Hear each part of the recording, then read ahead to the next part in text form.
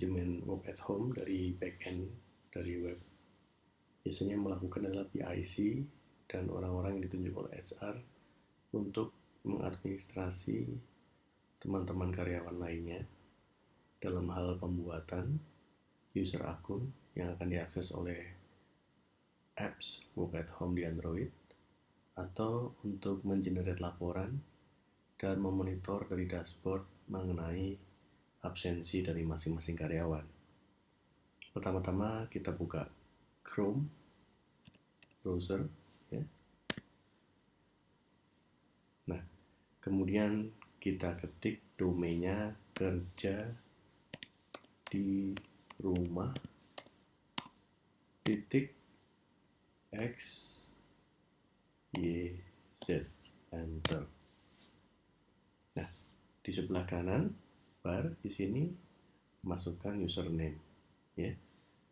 Saya gunakan username yang sudah disuplai oleh admin sebelumnya. Nanti Bapak Ibu akan mendapatkan dari HR, ya. Ini contoh saja, ya, begini. Oke, passwordnya saya masukkan yang sudah diberikan, kemudian klik login aplikasi. Nah, tampilan pertama seperti ini. Karena saya di bawah organisasi OSN, maka yang akan tampil muncul adalah semua member atau karyawan di bawah OSN, ya. Nah, di atas ini ada dashboard dan ini muncul seperti ini untuk hari ini. Dan di sebelahnya ada tracking, ya. Dan di sebelahnya yang garis 3 ini adalah menu. Kalau Bapak Ibu klik akan muncul seperti ini, ya. Nah, pertama kita bisa melihat tracking yang disajikan adalah peta atau maps, ya, dari sebaran karyawan, ya, yang sudah melakukan login atau melakukan check-in, check-out, ya. Yang tutorialnya ada di YouTube, ya, berkenaan dengan penggunaan apps, begitu, ya. Oke, ini lokasinya. Nah, baik, untuk melihat bagaimana penambahan user maupun penambahan organisasi akan saya tunjukkan. Pertama-tama di struktur menu, di sini ada absensi, ya, ini terkait dengan nanti pelaporan. Jadi masing-masing orang, ya, akan bisa dilihat laporannya, nanti ada tabulasi summary-nya. Kalau di sini detail per masing-masing orang, kalau kita lihat di sini ada, ya, yang tadi saya demokan melalui apps, ya, bagaimana setiap orang bisa melakukan check-in, check-out, ya. Di sini nih jam 13 tadi. Ini contoh, ya, harusnya ini foto selfie yang bersangkutan, ini foto karpet, ya. Kemudian di sini ada data, ya, anggota keluarga saat pertama check-in, kemudian yang berikutnya adalah saat check-out, ya. Ini kondisi kesehatannya seperti itu. Nah, berikutnya kita masuk ke menu lagi, ada organisasi, ya. Nah, seperti ini. Nanti kalau ada organisasi baru, misalnya Indadiland begitu, ya, itu juga bisa ditambahkan. Di sini ada tambah organisasi, ya, masukkan nama organisasinya. Saya contohkan Indadiland, katakan begitu, ya. Alamatnya Gedung Geraha Kencana Blok CK, ya, Kencana Blok CK Kebon Jeruk, ya, contoh saja, ya, Jeruk Jakarta Barat. Oke, saya simpan, ya. Ya, ada Indadiland Gedung Geraha Kencana, ya, di sini, ya.